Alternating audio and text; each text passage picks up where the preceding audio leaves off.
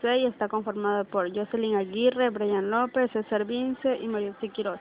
Nuestro tema es del siglo XVII y XVIII en Europa y América. A continuación, mi compañera Jocelyn Aguirre. Yo me llamo Jocelyn Aguirre y les voy a hablar sobre el proceso histórico de la filosofía. La filosofía comienza con el filósofo y matemático griego Tales de Mileto en el siglo VI a.C. Se clasifica en 4 etapas. La primera etapa, la filosofía antigua; la segunda etapa, filosofía medieval; la tercera etapa, filosofía moderna; y la cuarta etapa, filosofía contemporánea. La primera etapa es la filosofía antigua. Comprende desde el siglo VI a.C. hasta la interrupción del cristianismo en el Imperio Romano. Una de las características de ellos es el estudio de la estructura de la realidad. Uno de los problemas importantes es el mundo. Los antiguos creían que el mundo existía desde siempre y que tanto los dioses inmortales como los hombres mortales formaban parte de él. Las etapas son el filósofo clásico y la filosofía helenista. Los dos filósofos más destacados de esta época fueron Platón y Aristóteles. La segunda etapa fue la filosofía medieval. Se dice que se extiende desde la cosmovisión cristiana, se impone en el ámbito cultural griego y romano hasta la crisis de la humanidad europea en el siglo XVI. Una de las características es el establecimiento de la razón entre fe y razón. Uno de los problemas es Dios. En esta etapa se entiende que lo único que existe por derecho propio es Dios y que el mundo y los hombres somos porque Dios nos da el ser. Los dos filósofos más destacados de esta etapa fueron Agustín de Hipona y Tomás de Aquino. Las etapas son el escolasticismo y la patrística. La tercera etapa es la filosofía moderna. Comienzan con el intento de la superación de la crisis de la cultura europea del siglo XVI, llevada a cabo por Descartes, y culmina con la muerte de Hegel, acaecida en 1831. Se caracteriza la duda como actitud desconfiada y exigente del filósofo que busca la certeza. Una de las características es el conocimiento como problema esencial, y el problema es el hombre. En el centro de la atención lo ocupa el hombre y todos los demás temas pasan a ser secundarios respecto de él, ya que nada puede decidirse de Dios o del mundo si no se define ante los de la claridad que es capaz de conocer el hombre con seguridad. Los filósofos más destacados fueron Kant y Hegel. Y las etapas es el Renacimiento, revolución científica, racionalismo, empirismo, ilustración, idealismo y la trascendental. Como cuarta etapa tenemos la filosofía contemporánea. Comprende el periodo que va desde la muerte de Hegel, que fue en 1831, hasta nuestros días, en un tiempo de incertidumbre y de ambigüedad, mientras Nietzsche hablaba en el siglo XIX de la muerte de Dios. Hoy los estructuralistas hablan de la muerte del hombre. Las características de imposibilidades de un saber absoluto. Un problema es el individuo. Se entiende del consenso respecto a la imposibilidad de arribar a conocimientos absolutos, ya sea respecto a Dios, del hombre o del mundo. Los principales exponentes han sido Nietzsche y Heidegger. Las etapas es el positivismo, materialismo histórico, existencialismo, nepotismo. El arte en el siglo XVII. Se dice que abarca todo el siglo XVII y parte del siglo XVIII. Se caracteriza por lo irregular y lo complejo.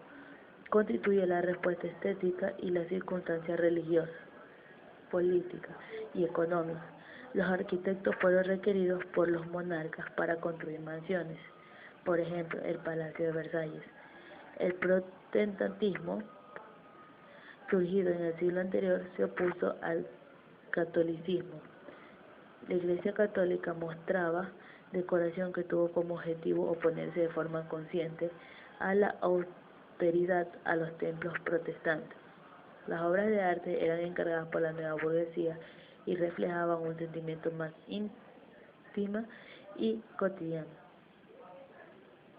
El barroco propuso nuevos valores estéticos en los que predominaba, que era el arte más importante en el siglo XVII. El movimiento con la utilización de las formas curvas y el cóncavo y el convexo, la luz y el calor, más que el dibujo para crear formas, el realismo de las representaciones y el gusto por lo teatral y escénico. La cultura en el siglo XVII. El siglo XVII es un esplendor sin parangón. Este tiempo de desligarse en las ataduras provenientes de la Edad Media. El Renacimiento del siglo XVII es la puerta de entrada para que en los 100 años que corrieron de 1600 a 1700 la sociedad pudiera zafarse del viejo molde que implantaban métodos rígidos de comportamiento. Al romper estos viejos moldes, se permitió salirse de la rigidez de las estructuras lineales e imprimir nuevas formas de movimiento, especialmente en el campo de las artes, donde podrían ser la pintura, escultura y arquitectura. La ley de los filósofos del siglo XVII son Francisco Suárez, Francis Bacon, Galileo Galilei, Tommaso Campanella, Johannes Kepler, Hugo Grotius, Thomas Hobbes, Pierre Gassendi, René Descartes, Antoine Arnaud, Blaise Pascal, Robert Boyle, John Locke, Baruch Spinoza, Nicolás Marie-Brach, Isaac Newton, Gottfried Leibniz y Pierre Bayle.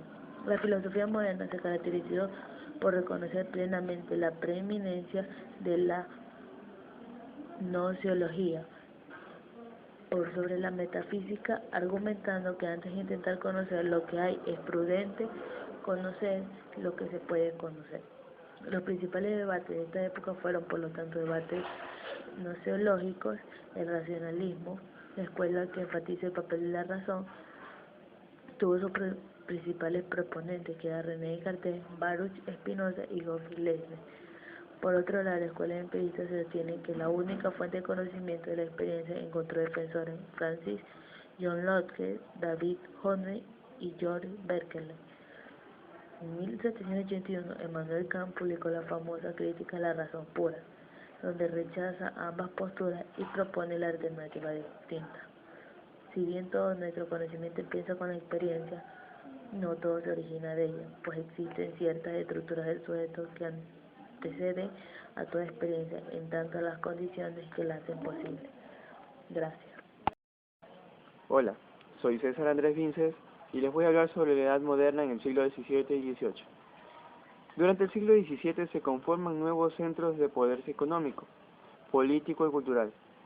El arte barroco florece en Italia y España, mientras que en Francia, en el siglo XIV, impone su estilo en las artes, así como el absolutismo en todas sus áreas. La filosofía moderna. Durante el siglo XVII aparece en Francia Renato Descartes, padre de la filosofía moderna, quien con su famosa frase «pienso, luego existo», inaugura el racionalismo. Más tarde aparecerán el empirismo, escepticismo, idealismo, etc. Los descubrimientos científicos. Desde la época renacentista se despierta el interés para la investigación científica como personajes de Leonardo da Vinci, Miguel Servet, Andrés Baselio, etc. Durante los siglos XVII y XVIII los investigadores continúan sus descubrimientos, que se convertirán en los cimientos de las ciencias naturales, cada vez más determinantes en la cosmovisión moderna, y que en nuestros tiempos, aplicada a la vida moderna a través de múltiples tecnologías. Importantes científicos de ese tiempo son Galileo Galilei e Isaac Newton.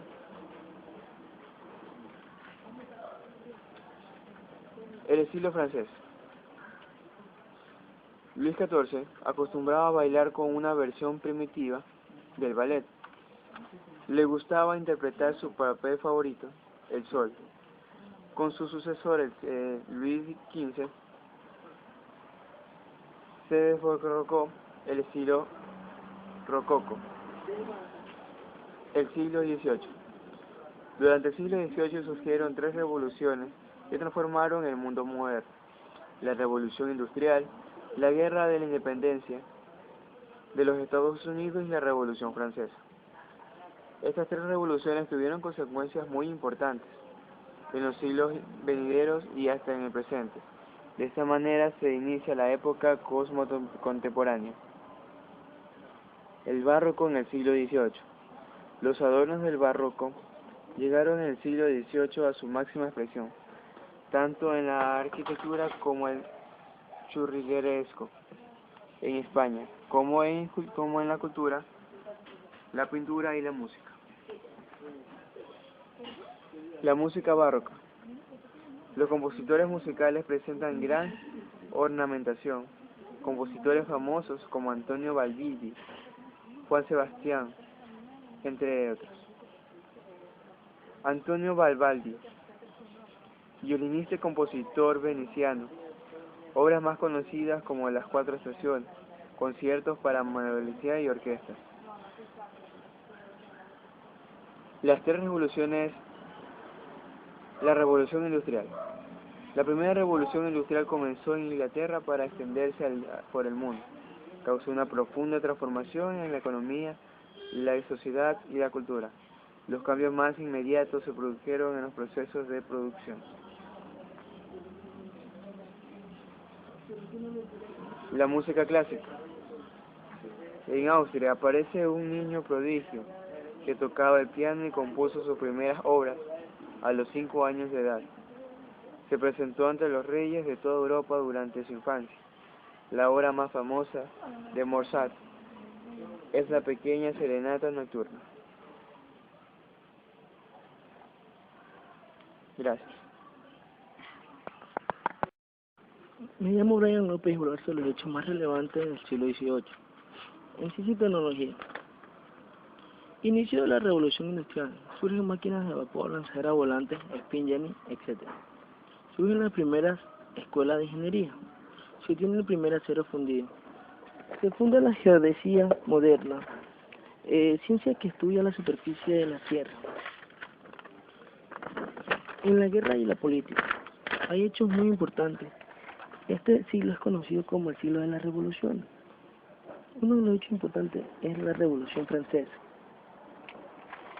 1789. Ante el descontento popular por un rey débil y una corte corrupta, ineficaz y ajena a los problemas del pueblo, Francia se rebela contra su rey y lo toma preso. Se colapsa la sociedad del antiguo régimen y en una escalonada de rebeldía se ejecuta a Luis XVI. Las monarquías europeas, temerosas de que el conflicto se extienda, declaran la guerra a Francia en la llamada Guerra de la Convención, desde que a finales del siglo XVIII enlaza con las guerras napoleónicas. Otra de las guerras es la Guerra de la Independencia de las 13 colonias americanas, de 1775 a 1783. Las 13 colonias americanas costeras de Inglaterra en el Atlántico Norte, ante su negativa a pagar impuestos a Inglaterra por su propia defensa durante el conflicto de la guerra de los 7 años, se declaran en rebeldía. Inglaterra envía tropas para acabar con la rebelión y comienza un conflicto armado en los que los rebeldes son ayudados económicamente y militarmente por Francia, España y los Países Bajos, como Holanda, etc. En 1776 proclama su independencia de Inglaterra. La ayuda de las potencias extranjeras, sobre todo la Francia, conseguir ir derrotando a las tropas inglesas. El conflicto termina cuando en 1783 el Parlamento inglés, presionado por una opinión pública poco favorable al conflicto y deseoso de acabar con un conflicto que le estaba humillando, decide ceder a las exigencias de los seccionistas y reconocer la independencia. Otra de las guerras es la Guerra de la Sucesión Española, de 1700 a 1714. Francia se enfrenta con una coalición europea encabezada por Austria e Inglaterra para resolver la sucesión Borbón o Habsburgo a Carlos II de España, más conocido como el hechizado, muerto sin descendencia en 1700. Aunque el conflicto armado es ganado por los Habsburgo, su pretendiente, el archiduque Carlos, se ve forzado a renunciar al trono de España, al heredar el trono de Austria y del Sacro Imperio. Así los tratados de Utrecht y Rastatt, Felipe V de Borbón obtiene el trono de España con las colonias americanas. En 1721 se dio la más conocida como la Gran Guerra del Norte. Es una serie de conflictos por la supremacía del mar Báltico, situado al norte de España, en que se enfrenta principalmente Suecia y Rusia. El conflicto es famoso por ser una suerte de epopeya del rey de Suecia, Carlos XII, visto como un Alejandro renacido. Hasta el momento, el Imperio Sueco había sido controlado buena parte de los territorios del mar Báltico, pero desde la llegada al trono de Zar Pedro, Rusia comienza a presionar a invadir territorios suecos, como Lituania, Estonia y Finlandia. Aprovechando que el rey Carlos XII había decidido invadir Polonia, tras hacerse con el control del país, Carlos XII ataca en respuesta a Rusia. En un primer momento sale victorioso, pero es derrotado decisivamente en Poltava en 1709. Se ve forzado a retirarse hacia el sureste, por Ucrania, y entra en territorio otomano. El Imperio Otomano lo ayuda militarmente, pero Carlos XII se ve forzado a regresar y de incógnito a Suecia, pues los nobles planearon a destronarlo porque no estaba presente. Aunque no lo logra, el conflicto continúa con múltiples ramificaciones en Alemania, entre suecos y sajoneses. Suecia, agotada por el conflicto, capitula en 1721 y cede a Rusia, Lituania y Estonia, entre otros países. Suecia pierde su relevancia como potencia europea en el Báltico y cede testigo a Rusia, que emerge entonces como superpotencia. Comienza la decadencia de Polonia. Guerra de la Sucesión de Polonia, 1733 a 1735. Con el descrédito de la débil monarquía electiva de Polonia, a la muerte de Augusto II de Polonia, las potencias europeas proponen varios candidatos al trono. El candidato francés Stanislao I, Leszczynski, cuñado del rey Luis XV, y que ya había sido rey de Polonia, aunque había sido derrocado, se presenta en oposición de las potencias alemanas. El elector de Sajonia e hijo de Augusto II, Augusto III de Polonia, la escalada de conflictos entre bayardos polacos conduce a una guerra civil polaca, en que además continúan los enfrentamientos entre Borbones y Habsburgo, esta vez por el dominio de Italia. Polonia pierde toda su influencia y se sientan las bases para el posterior reparto del país entre Austria, Prusia y Rusia. Guerra de la Sucesión Austriaca, de 1740 a 1748. El conflicto comienza en realidad en 1739 con la Guerra de la Oreja de Yankee, desde 1739 a 1741, cuando Inglaterra decide invadir las colonias caribeñas de España. Para ello fleta la mayor armada conocida hasta el desembarco de Normandía y decide atacar Cartagena de Indias, donde España le inflige una humillante derrota al enfrentarse unos 3.000 defensores a 25.000 invasores de la Armada inglesa. Jorge II se convierte en el hazmerreír de Europa y el gobierno inglés, encabezado por el primer ministro Robert Walpole, no tarda en caer en 1714, con el que se derrumba la alianza entre Austria e Inglaterra.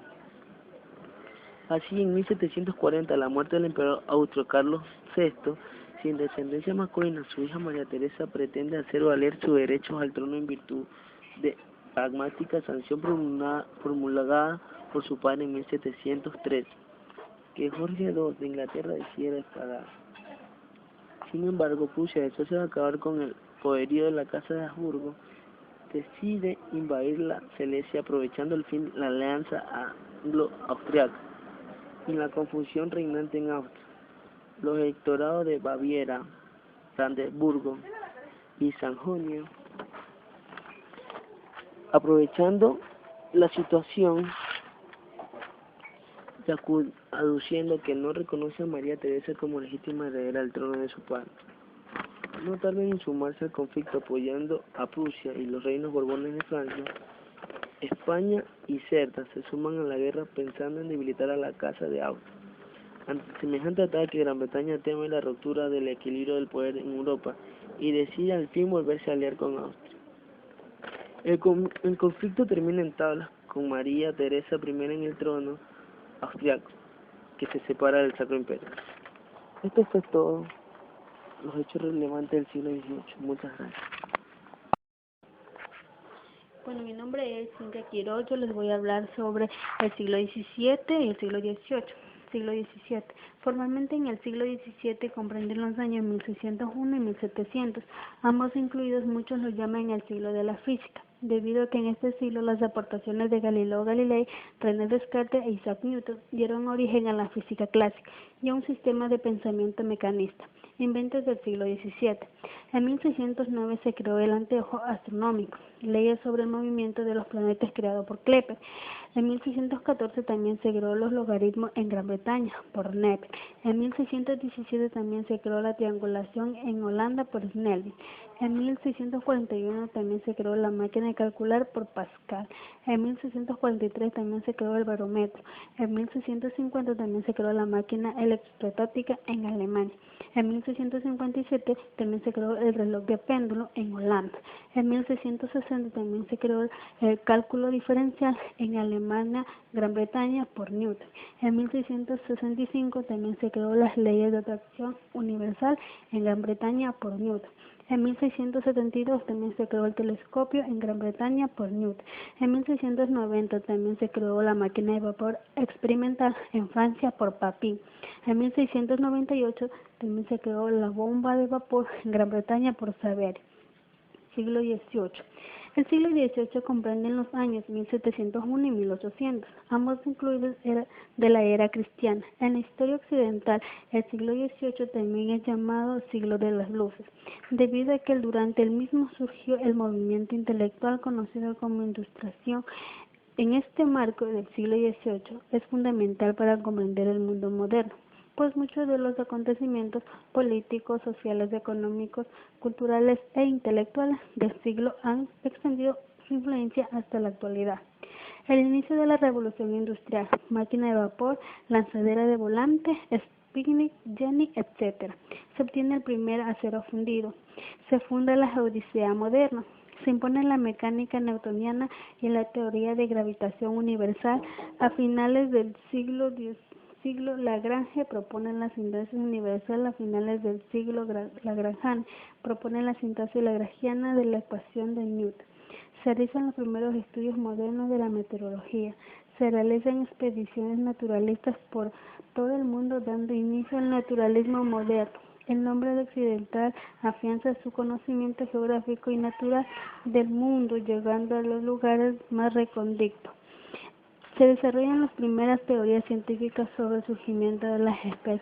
También en el siglo XVIII sucedió la Guerra de Sucesión Española en 1700 a 1714, la Gran Guerra del Norte en 1700 a 1721, la Guerra de Sucesión en Polonia en 1733 a 1735, la Guerra de Sucesión Austríaca en 1740 a 1748, la Guerra de los 7 años 1756 a 1763, la Guerra de Independencia de las 13 colonias americanas en 1775 a 1783, la Revolución Francesa en 1789.